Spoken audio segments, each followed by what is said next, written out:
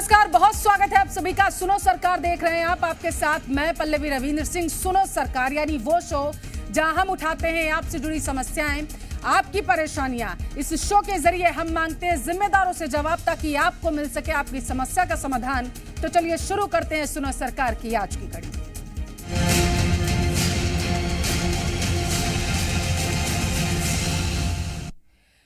MP शायद इन दिनों cyber ठगों के लिए सेफ पॉइंट बनता जा रहा है। तभी तो कभी ऑनलाइन ऐप के जरिए लोगों के साथ ठगी की जा रही है, तो कहीं सरकारी योजनाओं के नाम पर लोगों के बैंक अकाउंट से रुपए निकाले जा रहे हैं।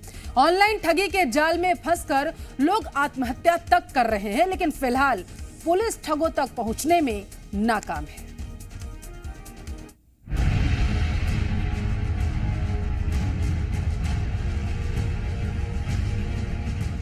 मध्य प्रदेश में इन दिनों साइबर ठगी के मामले तेजी से बढ़ रहे हैं। ठगी का शिकार हो रहे लोग आत्महत्या जैसा घातक कदम उठा रहे हैं, लेकिन फिलहाल मामले कम होने की जगह बढ़ते नजर आ रहे हैं। ऐसे कई मामले हैं जहां फर्जी ऐप के चक्कर में पड़ने के बाद लाखों रुपए का कर्ज लोगों की जान ले रहा है, तो कहीं आधार कार्ड और पैन कार्ड के जरिए लोगों को ठगी का शिकार बनाया जा रहा है।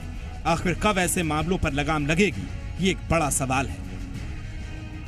मध्य प्रदेश में साइबर अपराध तेजी से बढ़ रहा है। अब हालात ये हैं कि लोग साइबर अपराध से परेशान होकर आत्मघाती कदम उठा रहे हैं। कुछ दिन पहले भोपाल में एक परिवार ने सामूहिक आत्महत्या कर ली। अब हाल ही में धनी ऐप से परेशान होकर एक व्यक्ति ने सुसाइड कर ली। न सिर्फ ये एप्लीकेशंस बल्कि ऑनलाइन गेमिंग एप्लीकेशंस भी लोगों को अलग अलग तरीके से ठग रहे हैं। ठगी का ये तरीका इतना अलग है कि लोग समझ नहीं पाते हैं और इसके जंजाल में इस तरीके से फंसते हैं कि बाद में इस जंजाल से निकल पाना मुश्किल हो जाता है। तो चलिए अब आपको ग्राफिक्स के जरिए 3 जगह के सामने आए मामले बताते हैं। साइबर ठगी का शिकार हो रहे लोग। भोपाल में साइबर ठगों के जाल में फंसकर किसान ने आत्महत्या की। देवनारायण विश्वकर्मा ने 31 जुलाई को फांसी लगाई थी। 1 महीने के बाद किसान का एक वीडियो आया सामने। लोन का लालच देकर 1,93,000 कराए थे जमा। भरोसे के लिए ठगों ने भेजे थे ऑनलाइन फर्जी दस्तावेज। रुपए लेने के बाद ठगों ने देवनारायण से संपर्क करना बंद कर दिया। विदिशा में लाडली बहना योजना दिलाने के नाम पर ठगी। ठग आधार कार्ड की मदद से निकालते थे रुपए, ग्रामीणों के बैंक अकाउंट से निकालते थे रुपए। पुलिस ने 2 आरोपियों को किया गिरफ्तार। दतिया में शासकीय योजना का लाभ दिलाने के नाम पर ठगी। आधार कार्ड, पैन कार्ड का करते थे इस्तेमाल। पुलिस ने 2 ठगों को किया गिरफ्तार। आरोपियों के पास से मिले कई फर्जी दस्तावेज। मेरे लड़के के साथ 1,93,000 की ठगी करी, लालच देके साहब उसने सुसाइड कर लिया। अभी तक कोई कानून कार्रवाई नहीं हुई। कलेक्टर जी में फ्री आया, देहाती में फ्री आया, ग्राम ब्रांच में फ्री आया, बेरसिया थाना में गया था, कोई कार्रवाई नहीं हुई। KYC कार्रवाई आए हम तो भाई से पहुँचाए, हमें बेच दे रहे हैं, हमें 10,000 को महीना। हम बिन की तरफ से आए, तुम्हारी KYC कर भी हाँ जय हिसाब से मैंने उठा बिन कहा नंग उठा लगा 10 दिन में मेरे पैसे निकाल रहा। खाते के ट्रांजैक्शन डिटेल्स निकाले गए तो तकरीबन 50 से 55 लाख का ट्रांजैक्शन 1 महीने में पाया गया। इसके बेसिस पर कुछ लोगों को हम लोगों ने गिरफ्तार किया है। मामले में 3 तरह के फ्रॉड सामने आए। एक तो ऑनलाइन बेटिंग, दूसरा फाइनेंशियल फ्रॉड। शातिर ठग लोगों को ठग रहे हैं, लेकिन अभी तक ऐसा कोई ठोस कदम नहीं उठाया गया जिससे इन मामलों पर रोक लग सके। बल्कि ठगी का शिकार हुए लोगों को बैंक भी परेशान करता नजर आता है। ऐसे में सवाल ये है कि आखिर कब तक लोग अपनी मेहनत की कमाई इन ठगों पर न्यौछावर करते रहेंगे। सवाल यही है कि क्या इस ठगी के जाल को भेदना सरकार के लिए आसान नहीं है। ब्यूरो रिपोर्ट, जी मीडिया। और अब आपको बताते हैं कि अगर आपको कोई रिकवरी एजेंट धमकी दे या फिर किसी तरीके से डराने या फिर धमकाने की कोशिश करे, तो आप बिना डरे उसका कैसे सामना कर सकते हैं।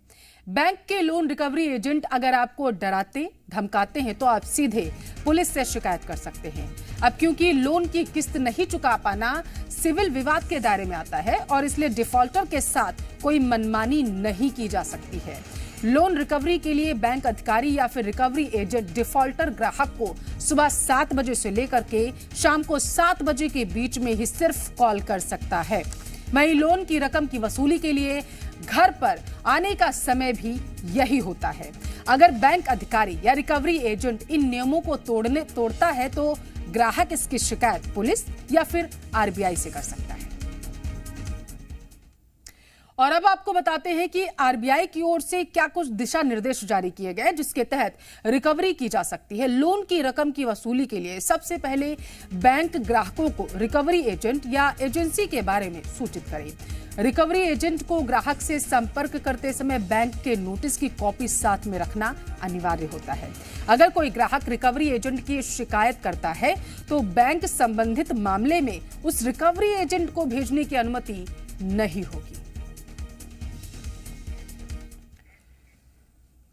लोन की रिकवरी के लिए डराना धमकाना अपराध की श्रेणी में आता है। सुप्रीम कोर्ट की ओर से क्या कुछ गाइडलाइन के चलते जारी किए गए थे, अब आपको वो बताते हैं। सुप्रीम कोर्ट ने कर्ज की वसूली के लिए एजेंट के जरिए धमकाना, दुर्व्यवहार करना, प्रताड़ित किए जाने को अपराध माना था। अगर कोई रिकवरी एजेंट लोन को लेकर डराता है, धमकाता है तो आप इसकी शिकायत बैंक के साथ साथ थाने में भी कर सकते हैं। किस्त नहीं चुका पाना सिविल विवाद के दायरे में आता है। अब ऐसे में डिफॉल्टर के साथ बैंक या फिर उसका कोई भी रिकवरी एजेंट जो बैंक भेजती है मनमानी नहीं कर सकता है।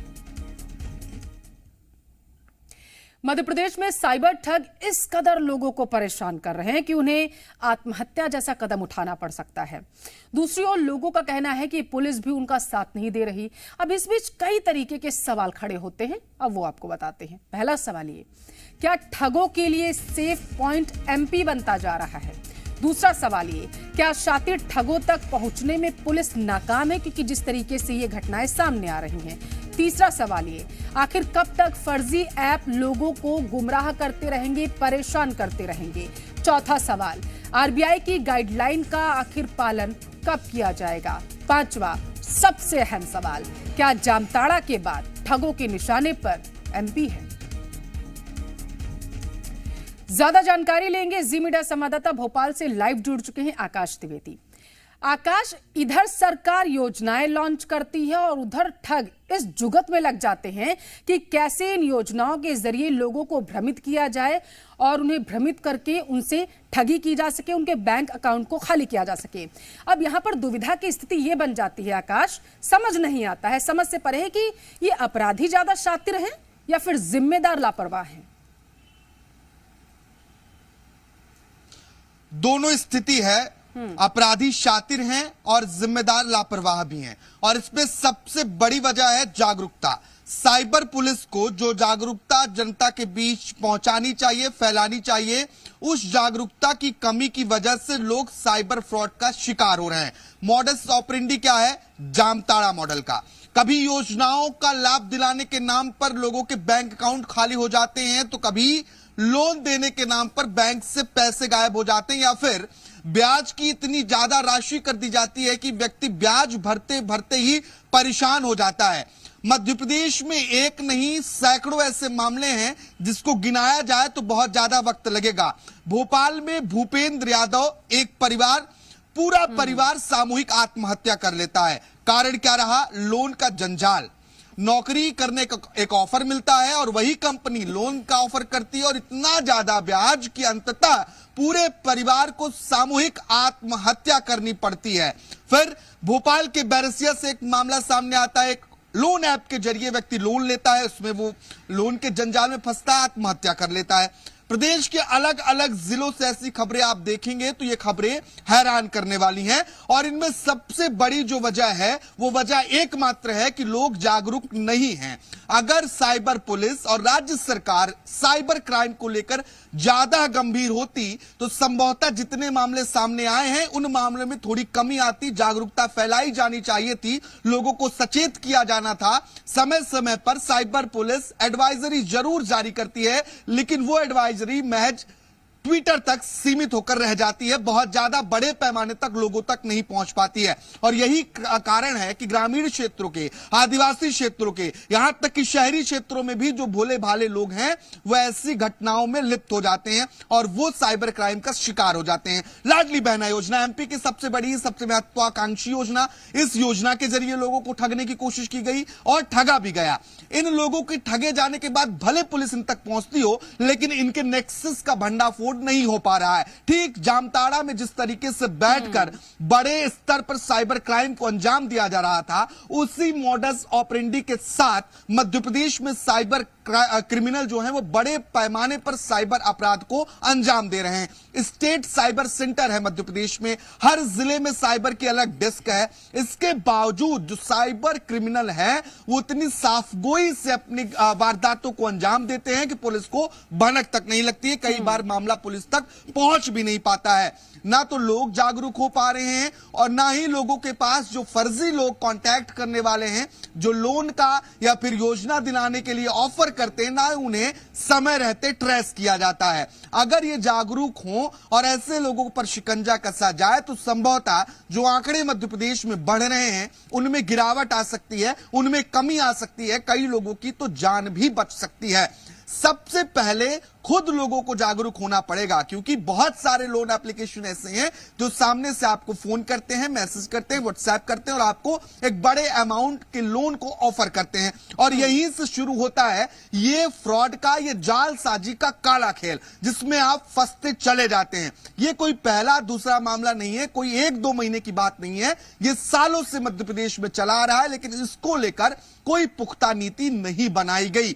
और अब तक अगर हम बात करें तो भोपाल के ही 2 ऐसे केस हैं जिसमें लोगों को आत्महत्या करना पड़ा। ऐसे केस प्रदेश के कई अलग अलग और जिलों में हैं। लेकिन इतने गंभीर मामले सामने आने के बावजूद साइबर पुलिस ना तो कोई पुख्ता प्लान तैयार कर पाई है, ना तो लोगों को उस तरीके से जागरूक किया जा पा रहा है कि लोग ऐसे क्राइम से बचने के लिए या तो खुद सचेत हो या फिर ऐसे लोगों के संपर्क में ही ना आए। आकाश, आप जामताड़ा का जिक्र कर रहे हैं, जब जामताड़ा की बात आती है तो यहाँ पर यह भी समझना जरूरी हो जाता है कि जामताड़ा का मामला मध्य प्रदेश से थोड़ा सा अलग है, क्योंकि जैसा कि बयानबाजियां सामने आती रहती हैं, हमने देखा है आकाश कि जामताड़ा में लोग क्राइम करते हैं और उसके बाद जब पुलिस उन पर एक्शन करने के लिए जाती है तो दूसरे स्टेट में चले जाते हैं, वो इंटर स्टेट का मामला पड़ जाता है। मध्य प्रदेश में तो सरकार को यह भी पता है कि इस ऐप के जरिए लोगों को ठगा जा रहा है, इस तरीके से लोगों को निशाना बनाया जा रहा है, फिर भी कार्रवाई नहीं की जा रही है, सिर्फ कार्रवाई करने का ढिंडोरा पीटा जाता है। कार्रवाई होते हुए हमने आकाश अभी तक देखा नहीं है। ऐसी कोई बानगी आकाश सामने निकलकर नहीं आई है कि प्रशासन की तरफ से यह कहा गया हो कि इस ऐप पर इस तरीके की कार्रवाई करने जा रहे हैं, जिस पर अपराधी भी थोड़ा सा खौफ में आ जाए कि अगर अभी चुपचाप बैठ जाना चाहिए, क्योंकि अभी अगर कुछ हम कदम उठाते हैं तो सरकार अभी एक्शन में है, कार्रवाई हो सकती है। आकाश, निश्चित तौर पर देखिए, जो बैरसिया के हाल का मामला है, धनी ऐप पर यह आरोप है कि इन लोगों ने उस व्यक्ति को परेशान किया, बाद में मैसेज कॉल्स का रिप्लाई देना बंद कर दिया, जिसकी वजह से उसने आत्मघाती कदम उठाया, काल की गाल में समाया। और जो वीडियो है उसमें साफ तौर पर इस बात का जिक्र किया गया है कि ऐसे लोगों पर कार्रवाई हो। पिता का आरोप सुने अगर हम, तो वो यही आरोप लगा रहे हैं कि पुलिस कार्रवाई नहीं कर रही है। आखिर ये ढीला ढाली रवैया क्यों? अगर समय रहते कार्रवाई हो तो संभवतः ऐसे एप्लीकेशंस जो मध्य प्रदेश में एक नेक्सस के तौर पर काम कर रहे हैं या फिर मध्य प्रदेश के लोगों को ठगने की कोशिश कर रहे हैं, तो वो भी दोबारा इस तरीके के क्राइम करने के अगर कोशिश करें तो उसमें भी उन्हें कई बार सोचना पड़े। ठीक इसी तरीके का मामला भूपेन के परिवार के साथ होता है। देखिए, वो मामला अभी तक पुलिस के पास है, हालांकि उस मामले में पुलिस ने कुछ लोगों पर जरूर कार्रवाई की, लेकिन सबसे बड़ी समस्या उस वक्त उत्पन्न हो जाती है जब मामला पुलिस के पास तक पहुंच नहीं पाता है। 2 तरह की परिस्थितियां बनती हैं, एक तो मामला पुलिस के पास पहुंचा और पुलिस ने समय रहते कार्रवाई नहीं की, लोग आत्मघाती कदम उठाते हैं, मौत के मुंह में समा जाते हैं। दूसरी बार, कई बार लोग पुलिस के पास नहीं जाते हैं और ऐसे में इन लोगों के लिए भी दिक्कतें पैदा होती हैं। तो लोगों को खुद पहले पुलिस के पास भी जाना होगा और पुलिस जो इन मामलों में कार्रवाई करने से बचती है, जिसके ऊपर यह जिम्मा है कि साइबर क्राइम को कम करे और ऐसे लोग जो लोगों को ठग रहे हैं उनके उनके ऊपर कड़ी से कड़ी कार्रवाई की जाए। लेकिन कहीं ना कहीं एमपी की साइबर पुलिस हो या फिर एमपी की सामान्य पुलिस हो, दोनों तरफ से ही लोगों को पर्याप्त सपोर्ट नहीं मिल पा रहा है। और यही कारण है कि बैरसिया जैसे कांड सामने आते हैं और लोग आरोप लगाते हैं कि पुलिस मामला वापस लेने के लिए दबाव बनाती है। मध्य प्रदेश में भी अंतरराज्यीय स्तर पर साइबर फ्रॉड का जाल फैला हुआ है। ये जालसाज न सिर्फ मध्य प्रदेश बल्कि अन्य राज्यों से भी यहां पर ठगी की कोशिश करते हैं। ऐसे में जो स्टेट साइबर पुलिस की यूनिट है या फिर एमपी पुलिस की, भोपाल पुलिस या फिर अन्य जिले की पुलिस की जो साइबर यूनिट है, वो उन राज्यों में पहुंचकर उन पर एक्शन लेना चाहिए। क्योंकि अमूमन ऐसा होता है जब किसी दूसरे राज्य से ऐसी गतिविधियां संचालित होती हैं, ऐसे आपराधिक व्यक्ति पाए जाते हैं, तो पुलिस, जो लोकल पुलिस है, वो दूसरे स्टेट को भी कांटेक्ट करती है और वहां से अधिकारियों पर, माफ कीजिएगा, अपराधियों पर शिकंजा कसा जाता है। लेकिन कई बार इस तरह की मुस्तैदी पुलिस में नजर नहीं आती कि पुलिस इतनी तेजी से दूसरे राज्यों में पहुंचे और ऐसे अपराधियों के नेक्सस को भंडाफोड़ करने की कोशिश करे। तो कहीं ना कहीं लोगों को जागरूक करने के साथ ही ऐसी कार्रवाई की जाए जो एक नजीर बने, जिसके चलते जो साइबर क्रिमिनल हैं, साइबर फ्रॉड करने वाले लोग हैं, वो अगर दोबारा क्राइम करने की, कम से कम मध्य प्रदेश में अगर ऐसी घटनाओं को अंजाम देने की सोच रहे हैं तो उन्हें 100 बार सोचना पड़े। खौफ हो, वो उनकी रूह कांप जाए कि अगर ऐसा करेंगे तो इस तरह की कार्रवाई हो सकती है। ये नजीर पेश करने की जरूरत है। बहुत शुक्रिया आकाश तमाम जानकारी पहुंचाने के लिए।